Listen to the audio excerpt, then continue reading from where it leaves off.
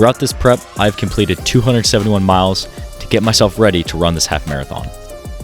There have been ups, there have been downs, but at the end of the day, I have to find confidence in my ability to stay committed, even in the face of adversity.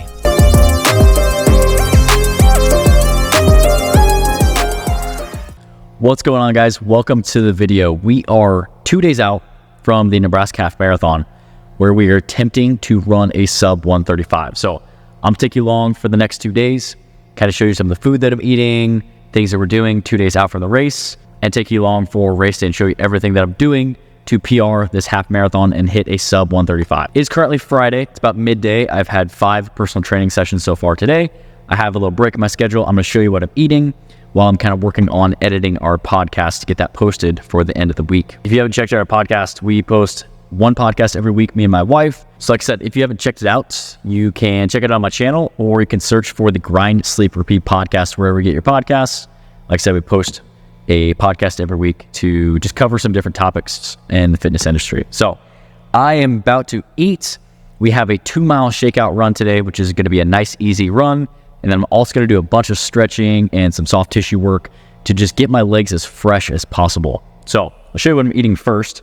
I am carbing up today, so I'm eating 600 grams of carbs today, which is about 150 more than I normally eat, but we're just trying to stock our muscles full of glycogen. So I have 300 grams of sweet potato, I have 2 tuna packets, and then I'm also doing 1 serving of FitGrind Pink Starburst electrolytes. Just starting to stock up on some carbs, some electrolytes, get everything into the muscle, because we are definitely going to be putting those to work in 2 days. So this is my pre-workout meal. I'm going to do my 2-mile shakeout run. I'm actually going to do my run on the assault runner today because it's currently raining and there's actually the potential for hail outside. So I'll see you guys in the next clip where we'll go through the 2-mile shakeout run. Just nice, easy pace, get the legs moving.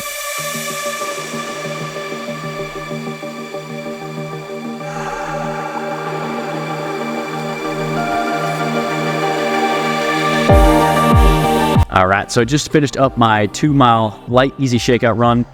You know, that's something personally that I like to do 2 days before, because I do like to take a full rest day the day before a race. Some people like to do a little light run the day before a race. It's kind of a personal preference, but that's what I would recommend, is that 1 to 2 miles, 1 to 2 days out from the race. For me, I did 2 miles here on Friday, which is 2 days out from the race on Sunday. Last week, I recorded a full taper and carb up video on how to specifically structure that. So if you're interested in that, definitely check that out on my channel after you're done watching this video. But we're going to continue to carb up today. We're hitting 600 grams of carbs today. We hit 600 grams of carbs yesterday. I'll probably back off the carbs a little bit more tomorrow, where we'll start to supplement more with the electrolytes. That's going to become more important tomorrow. So I'm going to finish up my training for the day. Got a couple more training sessions. We're supposed to have some baseball tonight. I don't know if that'll happen. We actually have some potential tornadoes rolling in. So we'll see what happens with that. And hopefully the storm misses us.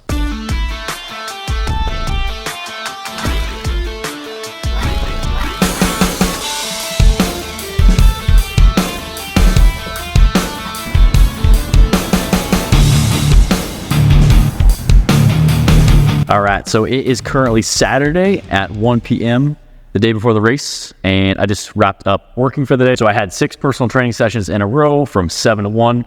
Knocked those out, got those out of the way today. Today, we are still carb loading, but what becomes more important today also is we've carb loaded the last 2 days.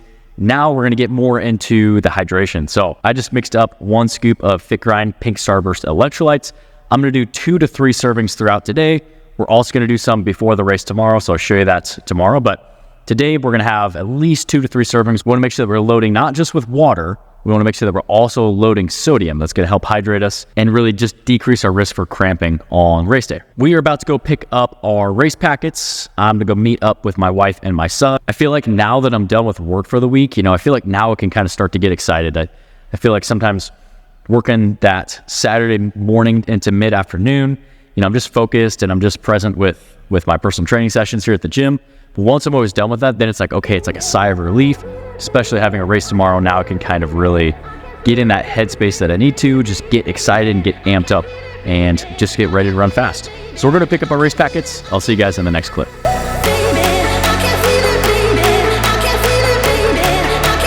All right, so we are all showered, ready to go. as far as breakfast. I had my normal breakfast that I normally have. Actually ended up having a half of a bagel. Usually I'll have a full bagel with honey and peanut butter, but today I've just been carb loading the last couple days. Been feeling pretty full. Really don't feel like I need it, especially because I'm going to be sipping on 40 grams worth of powdered carbohydrates and 2 servings of FitGrind electrolytes in here an hour before the race. So I'm going to have some carbs within 2 hours of the race, and then I'm obviously stocked up because I've been carb loading. It is currently a little bit after 6. We're gonna head downtown. The race starts at 7:30, so we're gonna get down early, get down there so we warm up. Weather conditions are terrible today. We are gonna have some rain, but you have to just show up expecting to run in the worst conditions, and if it doesn't rain, that'll be a pleasant surprise. But just kind of mentally preparing myself to run in the rain and just accept that reality from Mother Nature.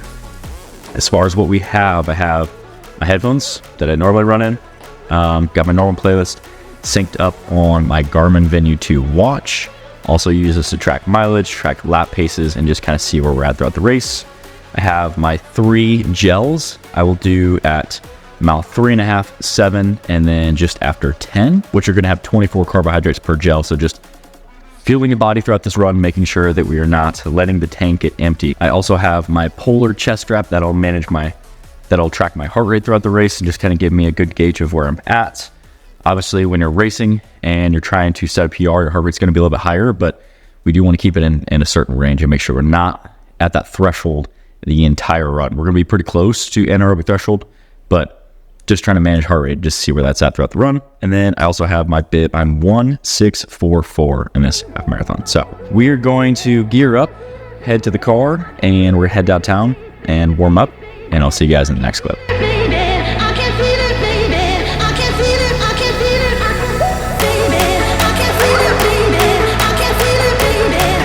All right, so we made it downtown. We have about 45 minutes before the race, so we're starting to get excited.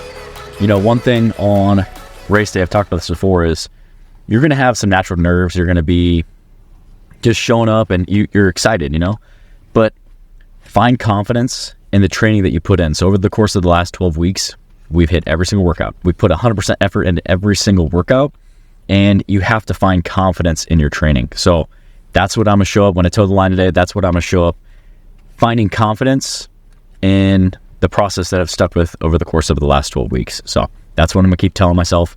And my mantra going in this race is just, when it gets hard, I have to tell myself that I have the fitness to reach the goal that I want to reach. So the sub 135 is the goal. That's shaving almost 3 minutes off my previous half marathon. So my previous one was 1:37:51.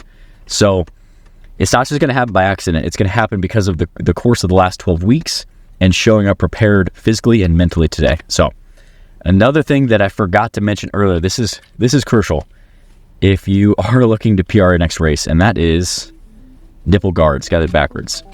These things, like Alyssa got them off of Amazon. They will save your life. Just put one over each nipple, because you never know, especially if it's going to rain today.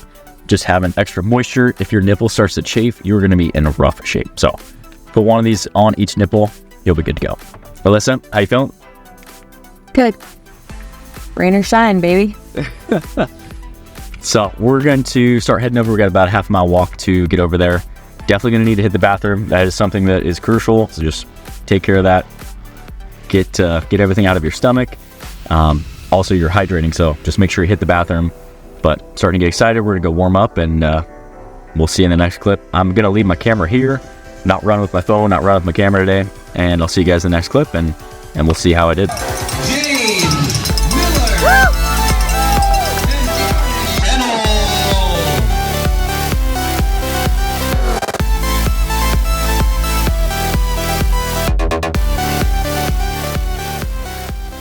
All right, so just made it back to the car, finished the half marathon.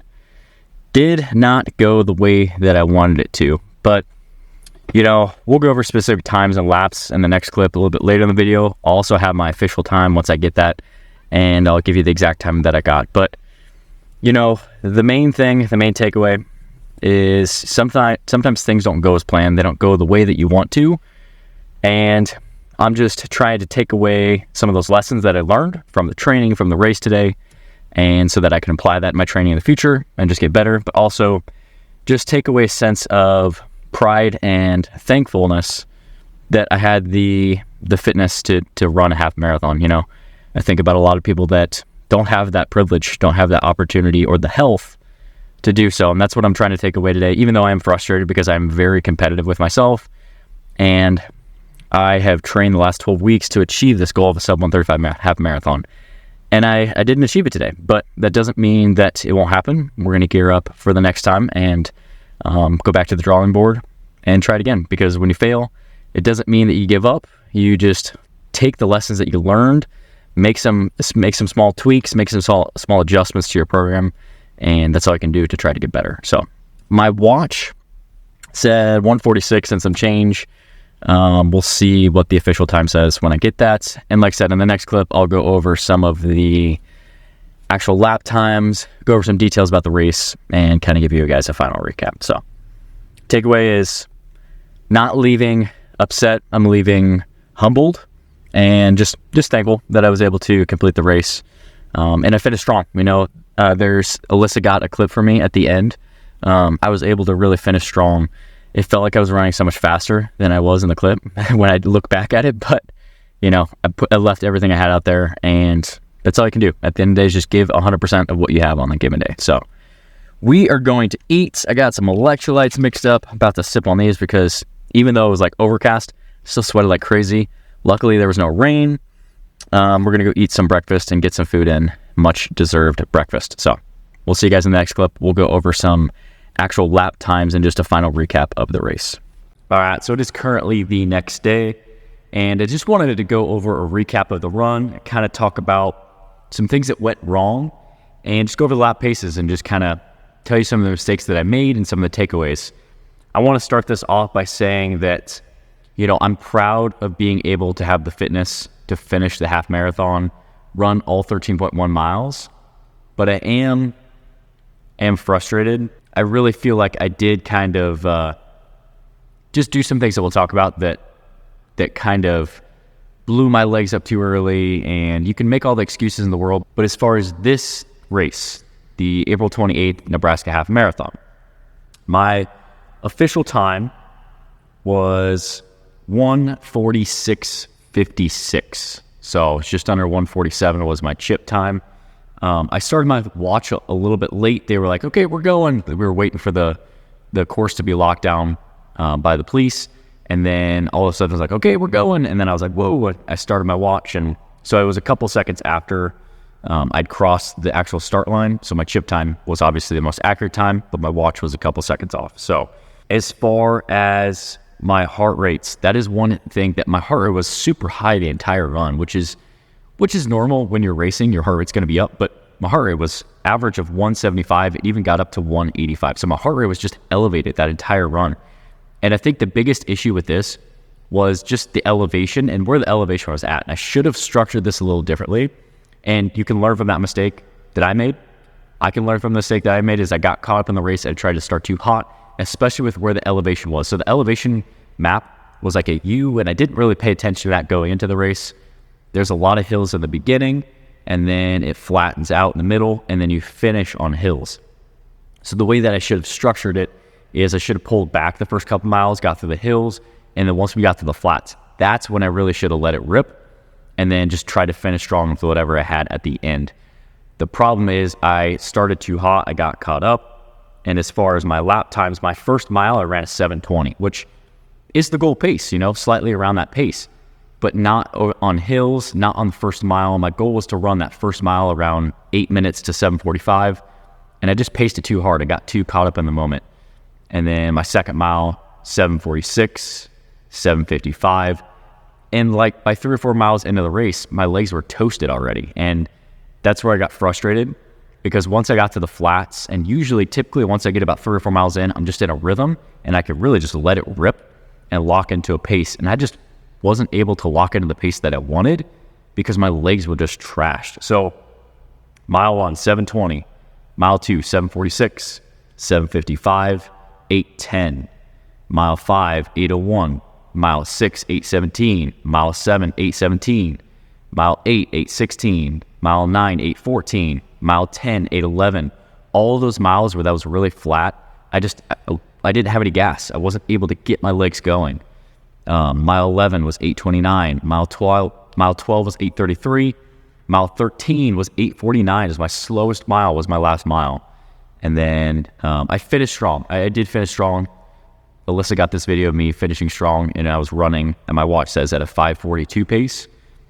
So, I didn't get the time that I wanted, but I was able to finish the race and finish strong on that last little bit. I am happy with being able to finish this, but I do kind of have like a chip on my shoulder. The biggest lesson that I learned from this half marathon is you need to go out and run your race. Don't get caught up in the race. Don't get caught up in what everyone else is doing, or don't get caught up in, having to beat people. Or yes, you need to be competitive, but you need to be competitive with yourself and need to run your race. Because I do feel like if I would have strategized a little bit better, I'm not saying that I would have hit a sub 135, like, I got caught up in the race and that's why I didn't hit it. There's other factors, but I think that I did kind of not set myself up for success by starting too hot, especially with the elevation that I was running. And it's not like it was crazy hills, but there were hills in the first couple miles. It was hilly, and the last couple miles it was hilly, and that's typically where I personally struggle. So if I would have pulled it back a little bit, maybe I would have set myself up for success. But who's to say? Overall, guys, I've enjoyed training for this half marathon the last 12 weeks. Being an ex-athlete, I love sticking to a process and sticking to a plan and just training for specific events. I've learned a lot as a runner. I've learned a lot about myself. I've learned a lot of things that I need to change. I've learned things that I like to do and how to structure my program for me personally. And this is exactly why I wanted to document this, because there's ups, there's downs. You win some, you lose some. But at the end of the day, you can always take pride in your ability to show up day in, day out, give 100% effort that you have on that day. And that's where you really have to find pride in doing so. So I hope you guys have enjoyed this half marathon series. If you guys have comments, questions, please let me know down below. I'd be happy to help out any way that I can. And if you found anything helpful in this series or in this video, make sure you hit that thumbs up button for me. Now that we are done with the half marathon, we are jumping into some Murph prep. Murph is less than a month away, so stay out on the lookout for videos about Murph, because those will be coming soon. I'll actually leave a couple of videos on the screen here next. Make sure you check those out, and I'll see you guys in the next one.